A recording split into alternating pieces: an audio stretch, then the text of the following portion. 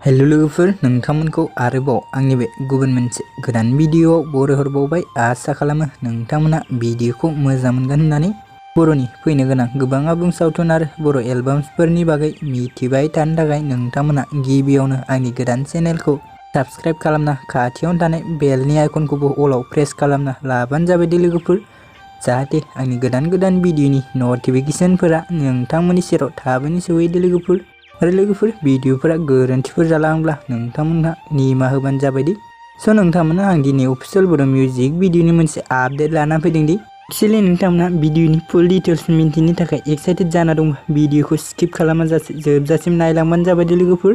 Actually नोंथांमोन बे official बर' music भिडियोखौ जौगा फिल्म्स प्रडाक्शन चेनेलाव आपल'ड खालामदों आरो नोंथांमोन बे अफिसियेल बर' मिउजिक भिडियोनि टाइटेलानो जाहैबाय भाइराल जाब्लाबो दे लोगोफोर। स' नोंथांमोना जुदि बे अफिसियेल मिउजिक भिडियोखौ दासिमहालागै जुदि नायाखै अब्ला आंनि चेनेलनि गेजेरजों नायनो हागोन दे लोगोफोर।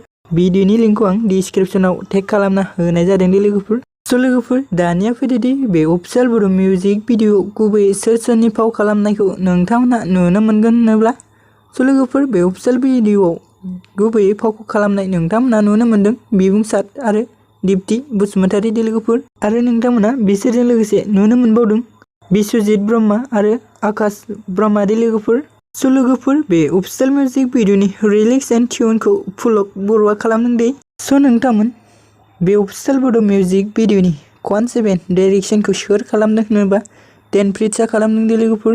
आरो लोगोफोर, बे अफिसियेल बर' मिउजिक भिडियोनि सिंगारफोरानो जादों पुलक बर' आरो जुनु दे लोगोफोर। मेकआपखौ खालामदों राबिया दे लोगोफोर। स' नोंथांमोन भिडियोखौ बेखिनिसिम नायनायनि थाखाय रोजा रोजा साबायखर थाबाय दि। गोजोन्थों।